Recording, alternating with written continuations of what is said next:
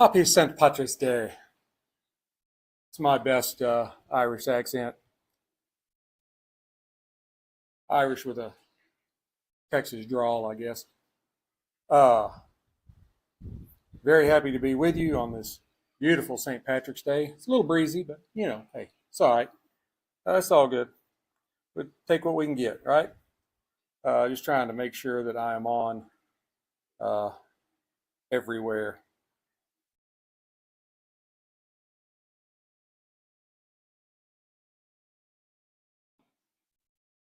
Huh. It says I'm live, but I can't see it. But it says I'm live. So, anyway, happy St. Patrick's Day. Number one, yesterday did not turn out to be a very good day as far as cigar and spirit pairing went. It was actually pretty terrible. Um, Not only did I end up doing the entire show only on one channel, and I'm not even sure I got that completely right. Then the cigar basically exploded on me in the middle. The wrapper peeled away from it. It burned funny, and hey, this was Arturo Fuente Don Carlos. You expect it to be good, right? Not have those kinds of problems. But I did. So I'm not really sure if it was, I know it wasn't my humidor because none of my other cigars look like that. But anyway, the whole point of this was that I was like, maybe I just need to do another show. Okay. And hopefully we could get this one right. Right? Hopefully. But that's still not guaranteed. There I am. All right. So, in honor of St. Patrick's Day, I am pairing the very Irish Macanudo Orange Label, a cigar I really love. I am pairing that with an actual very Irish Jameson's Triple Triple. It is a very good spirit. You can tell I've had a little bit of it. So we are going to go ahead and get started. And welcome to, one tree fell over again. It is so windy. I've got some palm trees I got to get planted. And it has been like super windy for days. Anyway, more work to do around here. All right, where was that? All right, welcome to the patio here at No Shoes Bar and Grill. I am very happy you decided to join me. I hope you enjoy the show. I'm bringing you Jameson Triple Triple with a Macanudo Orange Label. Let's get started with Jameson Triple Triple. This is a special edition. I haven't heard specifically whether it is going to end up being a permanent edition, but I know I really like it. And even though it's different, it's not significantly more expensive than just regular Jamesons. So we've got that going for us. Well, nice and heavy on the pour. I should pour a little more in there. What the heck? Now, it is called Triple Triple because it is triple distilled and triple aged. It is aged in bourbon, sherry, and Malaga wine casks. And that's what imparts those things that make it different from the regular Jamesons. Also got sports going on up here. So, but it's a really good spirit. And like I said, it's not really any more expensive than the regular Jameson. So it's great for cocktails, great neat, maybe a little ice, whatever. Anyway, it is a non-age statement. I can already smell the fruit wafting off of it. It is a non-age statement. Again, bourbon, sherry, Malaga wine casks. The mash bill, there's been some disagreement on. I didn't find anything at Jameson on the mash bill. And when searching the World Wide Web, uh, there was everything from 50-50 barley, malted barley, to 80-20 corn, malted barley. I would think, as much sweet as it has, it would have to have corn in it.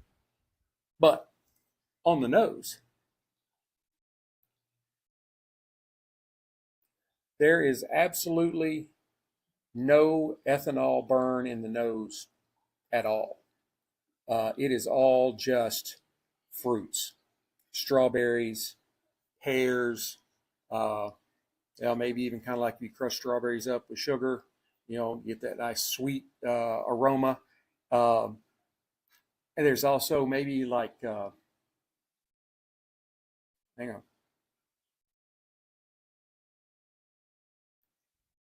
that smell of like cake icing, really rich, sugary smell, right? And there's also some really nice notes of vanilla.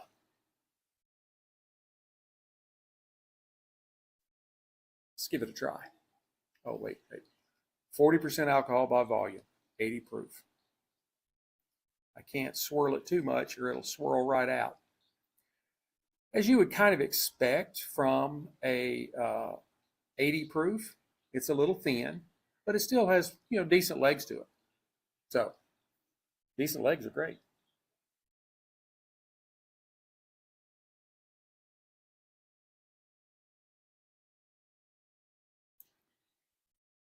And it has got a really, really great mouthfeel to it.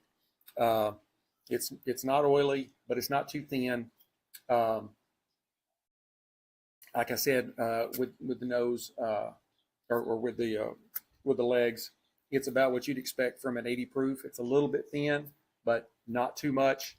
There is a kind of a softness and silkiness to it, which makes it really nice. We love soft and silky too.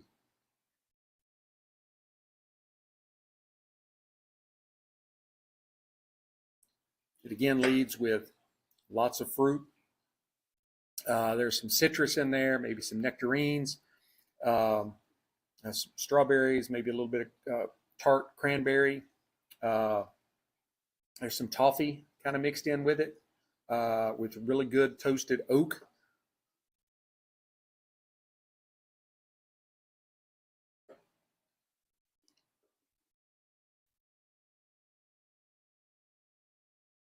And then sort of to kind of round it out, you get some pepper, touch of cinnamon, maybe some roasted kind of grain in there. Now, the finish is short to medium with kind of the fading red berries. There is a kind of a tea-like, I guess you'd say, it's about the best way I can describe it, astringency from the oak. And then there's kind of round it all out with a really nice sweetness. So it's a really great spirit. For those that I didn't get my forgot to pull out my cutter and my lighter. Thought of it 3 times before I hit go live, and you see it made it right. A great spirit for those that maybe are new to whiskey, or if you're hadn't really tried much of the Irish stuff before. It's a really great spirit. It is. It would be perfect for those kinds of things. So, anyway, now we're on to the Macanudo Inspirado orange label. This is a Robusto 5x50 on the ring gauge. The filler is Olar and Pilato Cubano tobaccos from the Dominican Republic. Then there is Honduran Yamastron and Nicaraguan Omentepe, leaves. So it has a really nice blend of tobacco leaves in the filler. In the binder is a Honduran Yamastron, and the wrapper is an Alancho San Agustin, Agustin, from Honduras. So visually, it's a beautiful stick. There is there's a couple of fairly heavy veins in it, but those are about the only veins on the leaf. There's a few more very tiny veins, but it's really hard to see them. It is somewhat of maybe it's hard to tell on the camera because it looks to me, I'm looking at what's on the screen. It looks a little darker on the screen than it actually is in front of my eyes, but it's a really light brown, maybe, but not quite a tan. It has visible seams, but they are very tight, and it has an extremely large cap. The only real imperfection I can find is right there. There's a little bit of a wrinkle of wrapper leaf, but anyway, I think it's going to all be good. Now on the nose,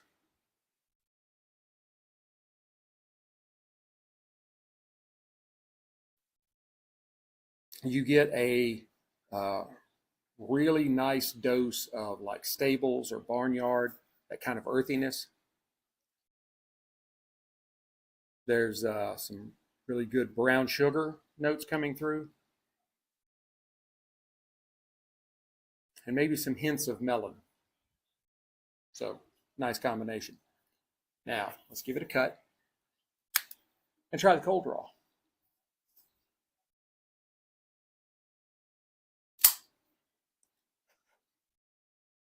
My normal V cut, that's just the one that I prefer. Although I will punch or guillotine sorry, I got an itchy spot on my back.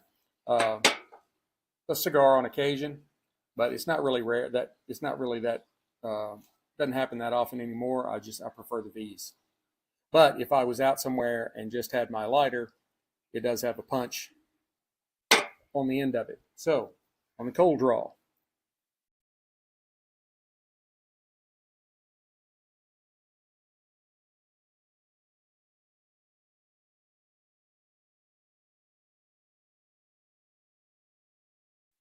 I get some notes of hay and a little bit of cinnamon spice to it. And there's some touch of cedar, and I think there's really a kind of a nice. It's light, but a nice rich leather on the cold draw.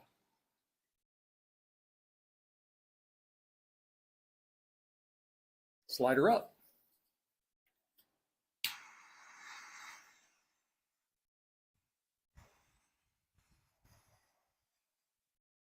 I have to get the lighter a little closer than I normally would because of the wind.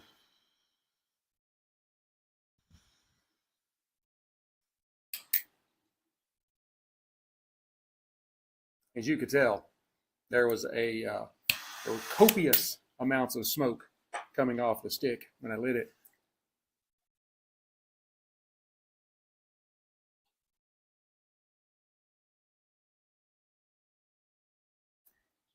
On the light, I get an earthiness.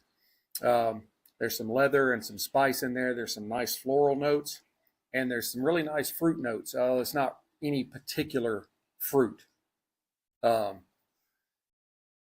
on the retro, there's a little bit of black pepper and just a touch of citrus, kind of that tart in your nose.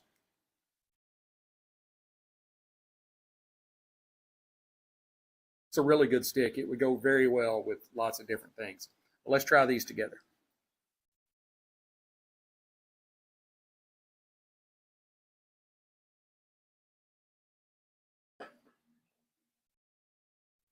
I have to say they do go very well together. The kind of the fruity notes in the orange label really blend well with the different fruits that are on the palate of the Jameson. You got those nice strawberries and cranberries, and just a touch of citrus. There's a little citrus on the retro in the orange label. It all kind of works together to really fit well. So, dog.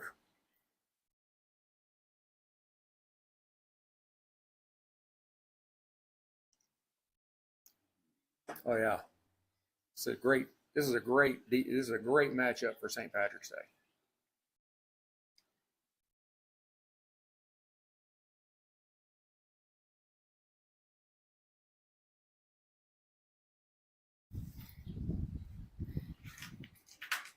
Outside of finding an actual Irish cigar, which I don't even know that there are any.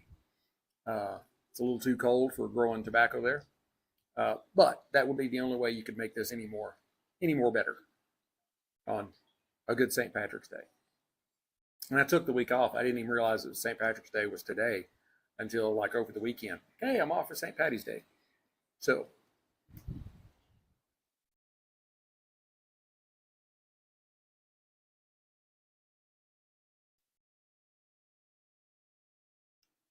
March Madness is kicking off this next weekend.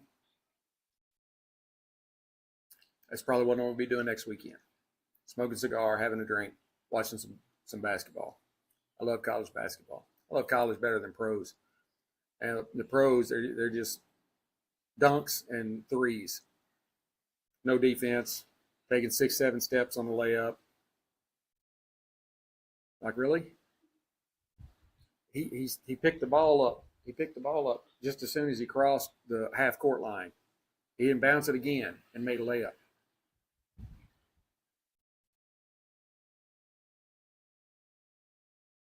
Part of it is I don't. I like the Mavs. I live here in DFW. I lived in Memphis. I like the Grizzlies, even though they sucked. Um, but I live about almost 30 miles from downtown Dallas, which is where the Mavs play. And yeah, I don't feel like making a 60-mile round trip to spend $12 on a beer after spending, $50 or $100 on a seat. Mrs. Sticks-n-Stonez to go with me, but the uh, the littles, they don't really care.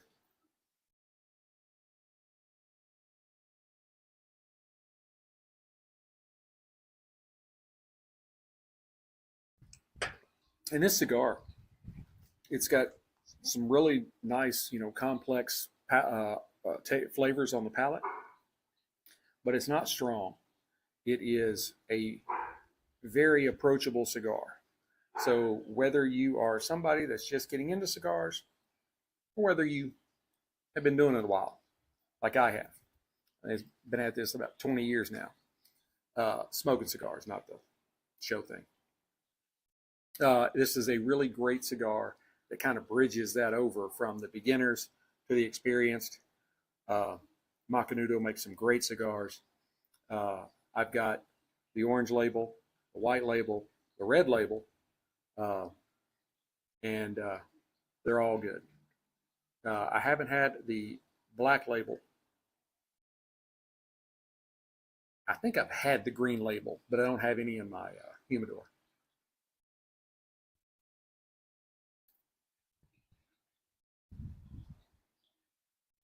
And this has a really nice burn time to it. We're probably going to be at the half in the next 10 minutes or so, and that's where I'm going to kind of cut it off because after that, y'all lose interest. So I'm just trying to appeal to the masses. So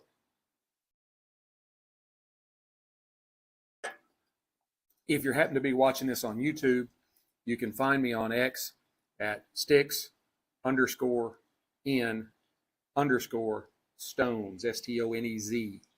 Go hit, like, subscribe, share, notify. I can't take subscribers yet. I'm getting there. Another thing is I'm trying to build a following. So, come on over to X and follow me on X so I can get my numbers up.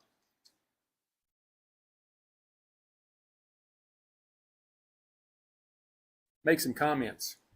Need comments. You're a dumbass. or love the stick or whatever. I don't care.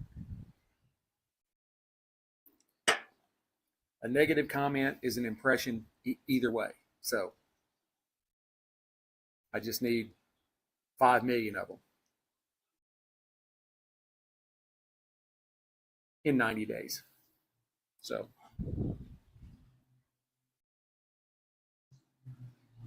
Michigan State versus Bryant. I have a feeling Bryant's not going to last long.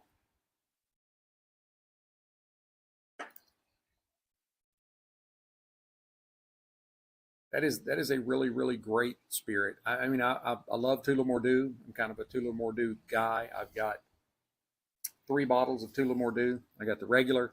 I've got their Tula Mordew honey, and then I've got Tula Mordew 12 year, and they're all good. I have a bottle of Jameson's Black. It's a half bottle. And I still got about that much in it, but I'd been seeing this advertised. And I'm like, I need to get a bottle of that. I need to get a bottle of that. And oh wow, one of Duke's big players, he carted him out in a wheelchair. But they say he's going to be able to play on Friday. Oh, Norfolk State and Florida. Yeah, Florida's tough.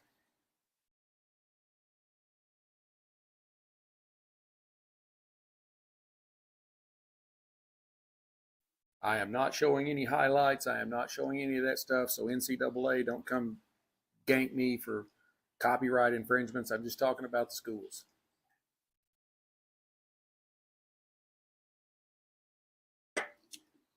I'm hoping my Aggies do well. They actually ended up in a pretty decent quadrant. Yeah, they're. I mean, I don't really see. I think they'll make it past Yale. I can't remember who is the matchup for the next game. Part of the thing is, I looked on ESPN and it said this is what they're going to who all's going to be in that bracket, that side, whatever. But then I saw somebody make a post on Facebook and it had completely different matchups. And so now I'm a little confused on which one they play in where. Wow, Arkansas State made it. I actually went to Arkansas State for about a year and a half, right out of high school. I've been there, like I said, about a year, maybe a year and a half, and they told me that I probably needed to take a little time off. They said that a 1.29 GPA was not going to cut it, and I needed to take a little time and reevaluate my educational priorities. So I ended up going to a bunch of different schools: Arkansas State, University of Memphis, Indiana, Southwest Tennessee Technical College. Ended up graduating with my undergrad, Upper Iowa University. Go Peacocks. Whatever it is a peacock says.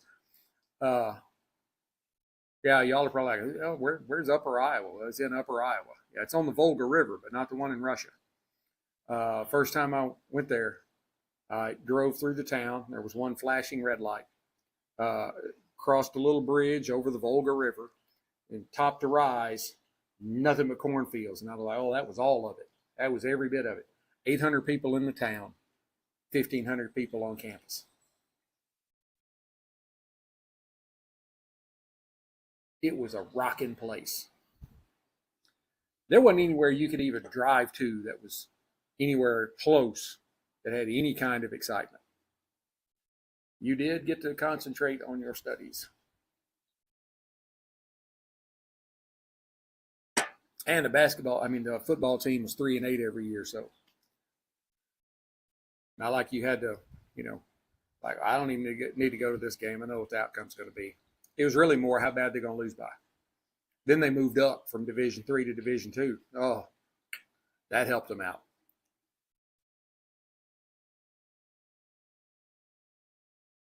Texas. I hope Xavier beats their asses. Hate Texas. Damn Longhorns. A&M and Yale. Okay, Michigan and UC San Diego. I think Michigan's going to come out of that one, and then you got Auburn, Alabama State, or SFPA, and Louisville Crichton.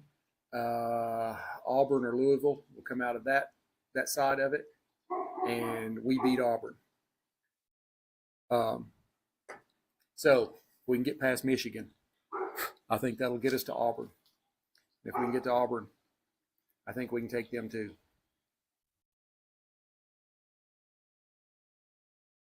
So round of 64, round of 32, round of 16, that would get us into the Elite Eight.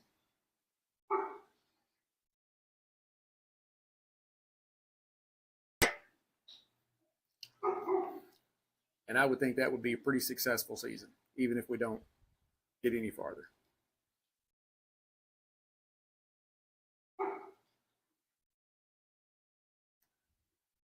I mean, I'm not really all that just like overly excited about.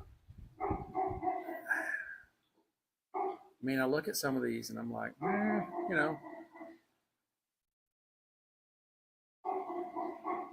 we're going to see Montana and Wisconsin, the Montana Grizzlies. Dog, shut up.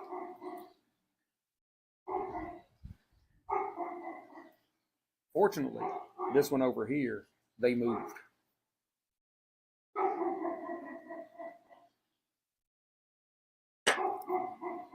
I was happy about that. That's for sure. Look at that. That very rarely happens to me because I'm not, I shake a little bit. Don't know why. 2 deployments to Iraq and Afghanistan. PTSD. Yeah.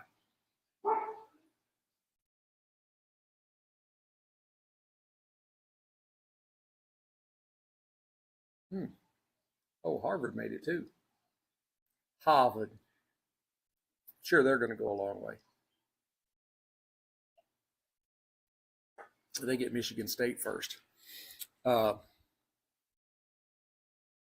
mean, I think I'm really kind of getting to the halfway part here, don't you think? And I'm at 27 and a half minutes. So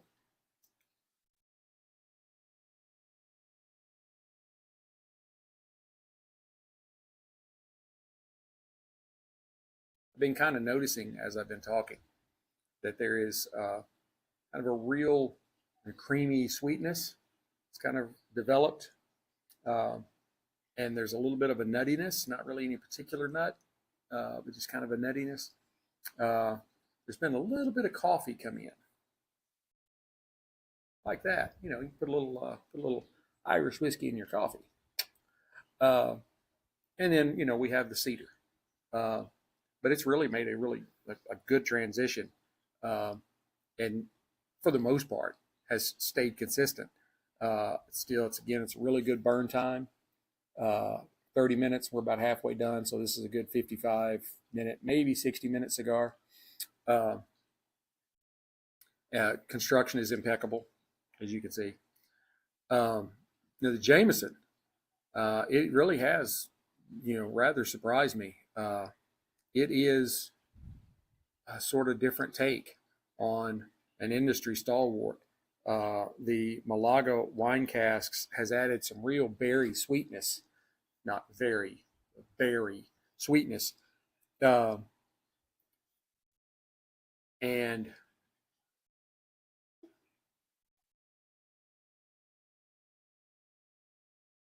when you add that to the pot still process and the grain composition, I mean, it has really resulted in a kind of a transformative spirit. The flavor profile, has changed up a little bit from regular Jameson, but it is, as far as quality, it's an